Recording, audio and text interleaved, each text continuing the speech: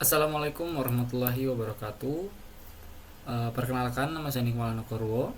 Saya adalah mahasiswa program studi informatika Fakultas Teknik Universitas Sololeo, yang pada kesempatan kali ini saya akan mempresentasikan final atau tugas final saya dengan judul prediksi konsumsi daya listrik rumah tangga menggunakan algoritma linear regression dengan memakai rapid miner. Nah, kita langsung saja teman-teman, kita masuk pada slide pertama, yaitu tentang pendahuluan.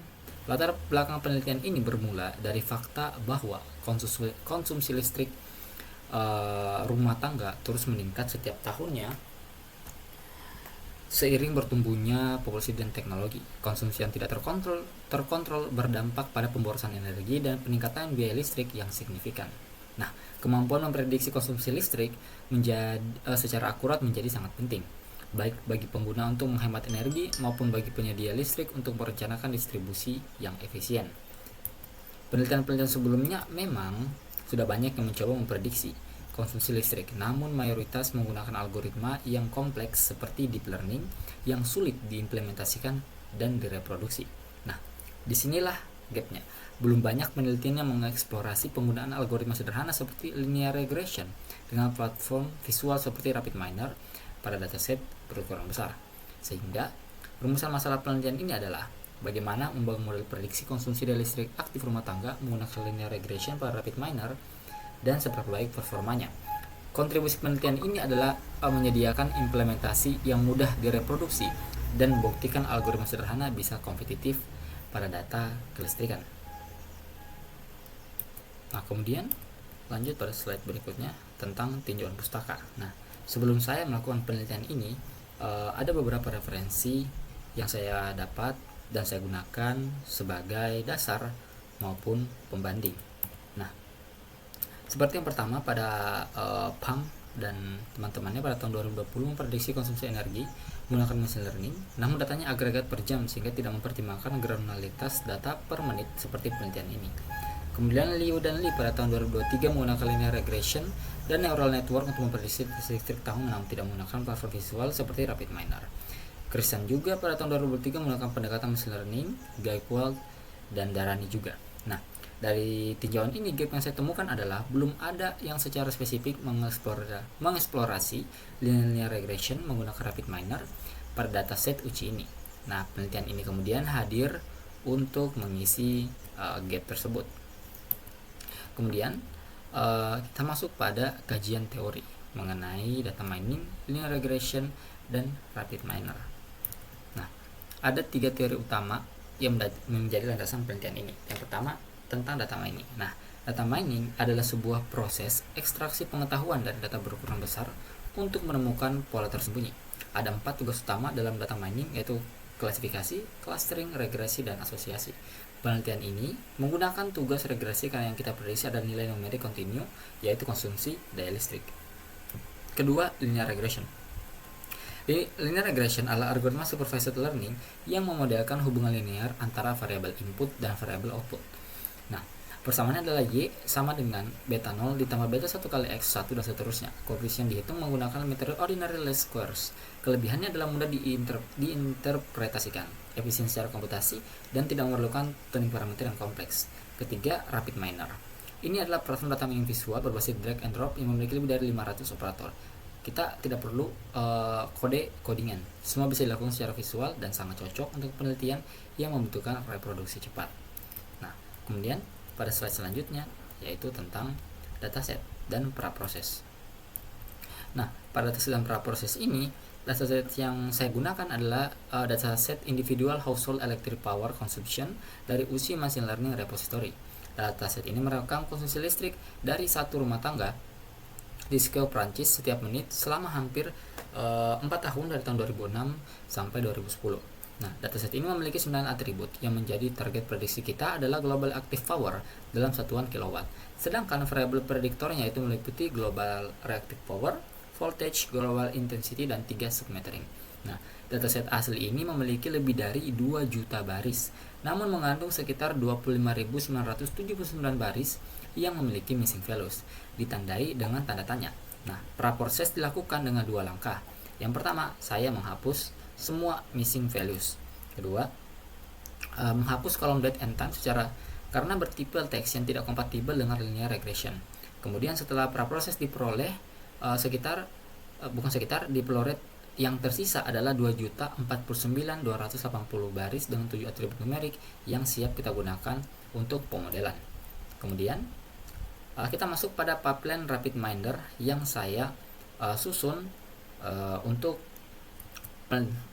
tugas final kali ini.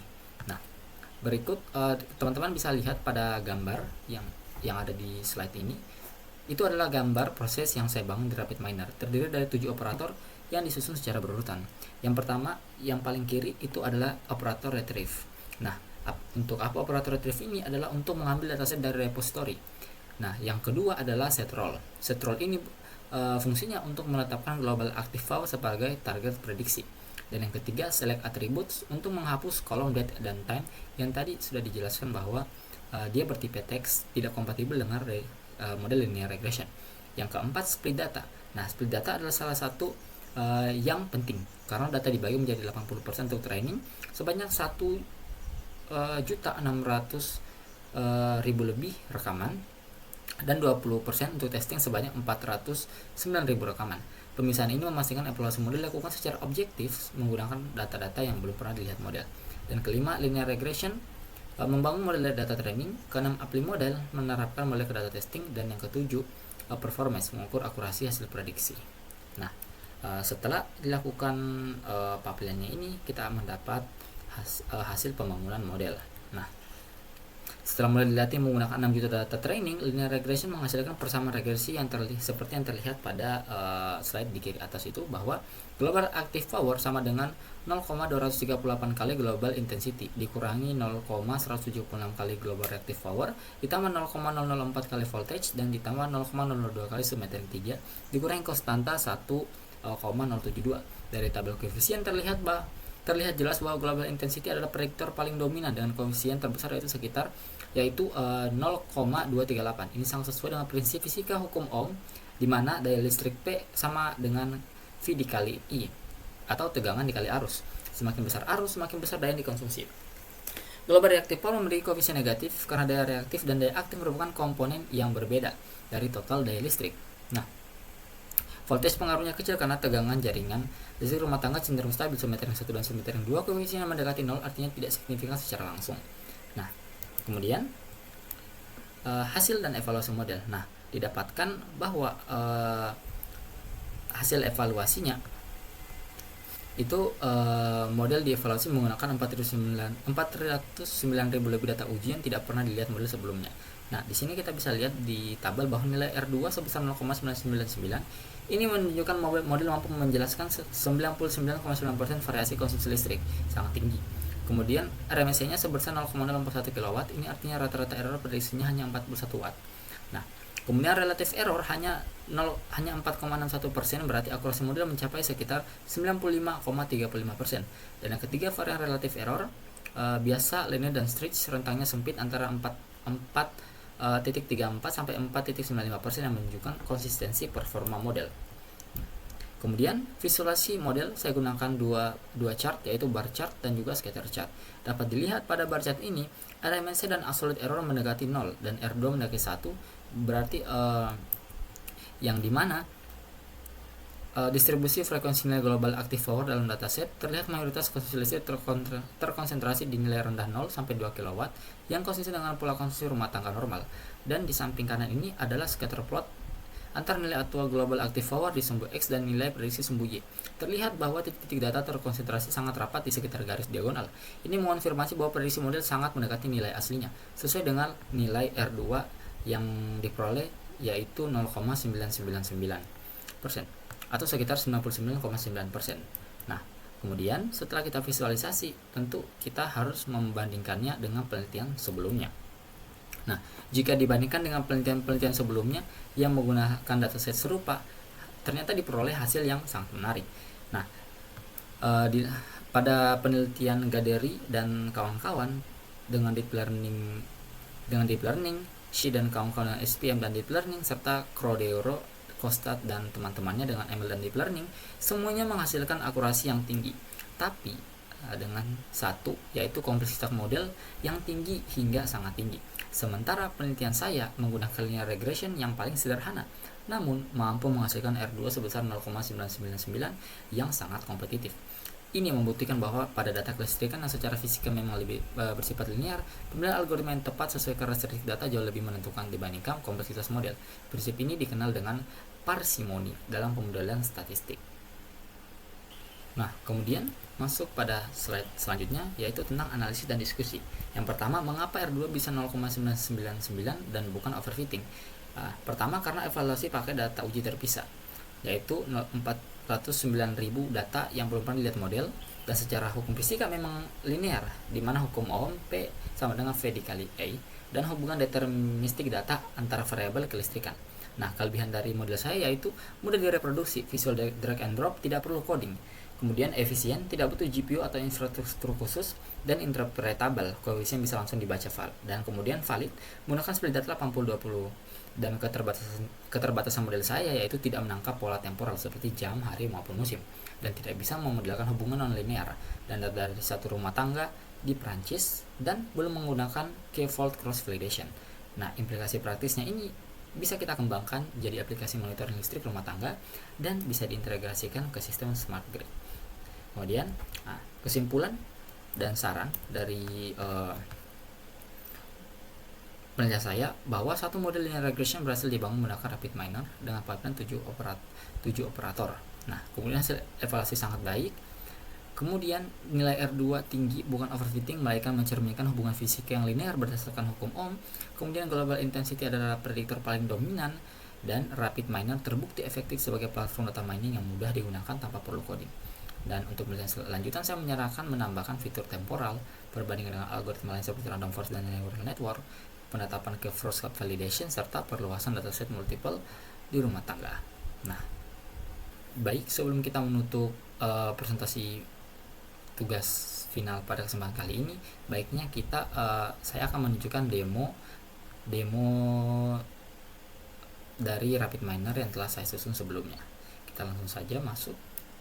Baik, di sini saya sudah masuk di dalam rapid minernya. Namun ada satu hal yang menjadi permasalahan sedikit sini, bahwa saya telah menghabiskan license limit saya pada rapid miner ini, sehingga datasetnya ini dia berkurang untuk pemodelannya.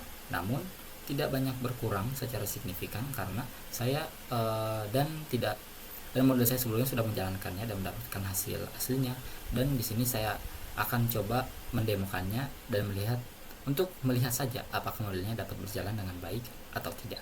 Nah, sini kita langsung saja, saya akan langsung jalankan. Namun sini kita bisa lihat pipeline yang sudah saya jelaskan tadi di awal, dan tidak perlu saya jelaskan lagi kan saya sudah jelaskan. Kita langsung saja mencoba mendemokannya apakah berjalan dengan baik atau tidak. Di sini dapat kita lihat bahwa proses only using 1000 row of data which may reduce model accuracy up to 30%. Namun akurasi model saya tidak berkurang sampai segitunya dan hanya berkurang 0,1%. Nah, langsung saya jalankan. Di sini dapat dilihat bahwa pada tabel ini ada mengenai hasil dari datasetnya. Kemudian jika kita masuk di performance atau vector performance, dapat kita lihat deskripsinya. Di sini agak berkurang sedikit karena seperti yang dijelaskan tadi, lisensi saya sudah habis. Namun bahkan square correlation di lisensi yang sudah habis hanya berkurang 0,01%. Kemudian jika kita lihat visualization-nya, yang pertama ada scatter bubble seperti yang sudah saya masukkan di dalam slide tadi, berjalan dengan baik. Scatter bubble-nya juga terlihat dengan sangat jelas. Kemudian histogramnya juga terlihat dengan sangat jelas seperti itu. Itu dia untuk demonya, dan alhamdulillah berjalan dengan sangat lancar. Dapat terlihat performance-nya, dapat terlihat kolom prediksinya, dapat terlihat juga visualization-nya. Nah, kita kembali lagi pada dataset kita, pada PPT kita maksudnya. Baik, kita sudah kembali ke dalam PPT kita. Baik, mungkin sampai di sini akhirnya dari presentasi tugas final saya. Akhir kata, saya nih Pangakurung minta maaf jika dalam presentasi ini terdapat salah kata, dan semoga berguna dan bermanfaat bagi sekalian. Saya akhirnya mengucapkan wabillahi taufiq wal hidayah. Wassalamualaikum warahmatullahi wabarakatuh.